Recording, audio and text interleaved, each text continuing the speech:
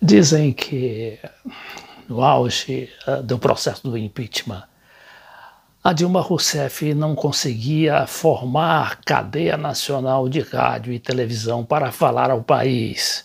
Por quê? Porque tanto a Globo quanto a Record, a SBT e a Bandeirantes se recusavam, não é? Porque já não reconheciam nela a figura do chefe de Estado.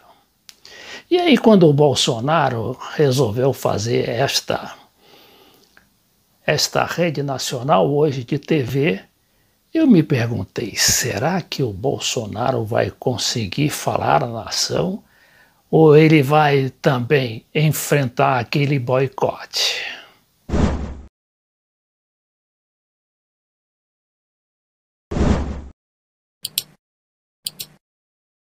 E eu havia levantado aquela dúvida, porque os jornais, as televisões, os sites de direita e de esquerda, eles têm insistido que o Bolsonaro já não mais governa e que não tem mais espaço e que seu governo é um desgoverno.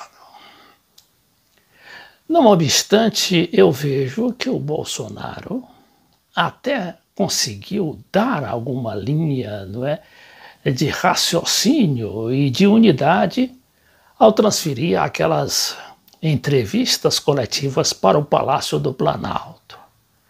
É verdade que ele quis, com aquela entrevista, meio que enquadrar ou minimizar a posição do ministro Mandetta, o Henrique Mandetta, cuja atuação está superando a atuação do próprio presidente da República. E claro que o Bolsonaro ficou enciumado. Eu vejo também esse assodamento das esquerdas em acompanhar a Globo, não é, na demolição do governo Bolsonaro, como está aí evidente para quem quiser ver a Globo todo dia e a toda hora. E eu me lembro que a esquerda foi muito culpada por ter colaborado com a queda do Getúlio, que infelizmente resultou naquele suicídio do presidente, provocando um grande choque para a nação brasileira em 1954. E depois também com o próprio João Goulart.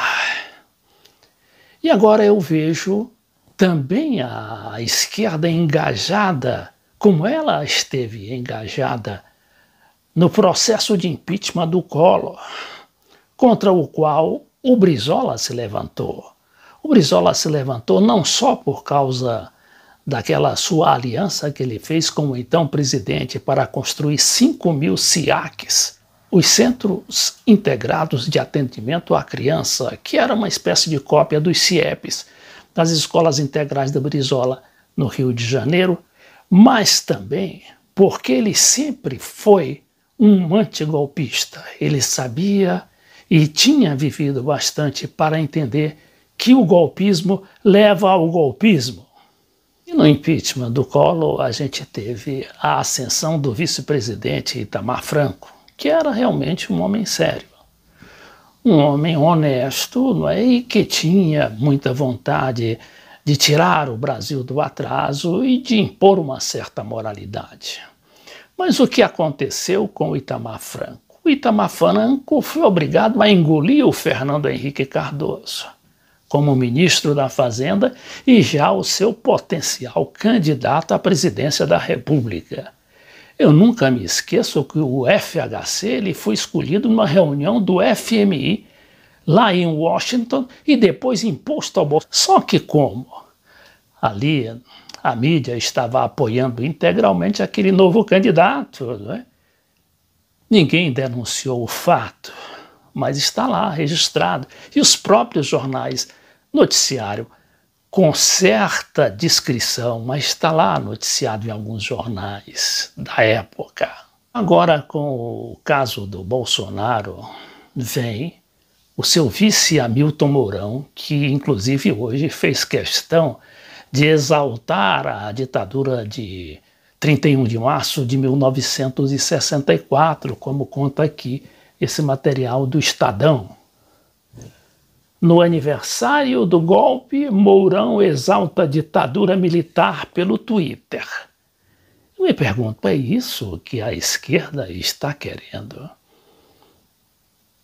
E o Mourão, a gente sabe que o Mourão não é só um general, porque tem muito general aí, ainda nacionalista, mas o Mourão é um homem que vai, por exemplo, para aquelas reuniões da Fiesp e outras reuniões com líderes empresariais, ele chega a dizer que o salário mínimo está muito alto para o trabalhador brasileiro. E diz mais, recordam-se que foi ele que disse que o 13º salário era uma jabuticaba brasileira? Por fim, a gente viu este manifesto do Haddad, do PT, do Boulos, né, do PSOL, do Dino, lá do PCdoB e governador do Maranhão, e do Ciro Gomes pedindo a renúncia de Bolsonaro. Aí eu me pergunto, e cadê o Lula? Por que o Lula não assinou esse manifesto? O Lula, que aliás tem me perguntado onde é que está o Lula. O Lula está recluso. O que aconteceu com ele? Na verdade, o Lula até que tem tentado aparecer, mas só que a mídia está podando o Lula de alguma maneira. E ele, talvez também aproveitando o momento para recuar, para não falar muita besteira e inclusive assinar esse tipo de manifesto, porque a posição tradicional do Lula é defender o mandato do Bolsonaro. Inclusive porque ele sabe que o Bolsonaro, com o tempo, ele vai se desgastar por causa daquele temperamento incontrolável, vai se desgastar até seu governo ruir, e ruir de podre. Então, o que diz esse manifesto aqui dos homens de esquerda no Brasil, né? Salvo o Lula? Em consenso inédito, documento afirma que presidente agrava a epidemia de coronavírus ao mentir sobre a gravidade da doença e lança bases para plano de emergência nacional. Volto à minha indagação inicial. Para que derrubar agora o Bolsonaro? Para colocar lá o Mourão? O Hamilton Mourão, um general de exército, um homem comprometido mais do que o próprio Bolsonaro com as grandes empresas, com os grandes empresários, e um homem também que vai, logicamente, perseguir as esquerdas. Então, é isso que as esquerdas querem? Ou que as esquerdas no Brasil vão novamente praticar o mesmo erro que praticou contra o Getúlio, contra o João Goulart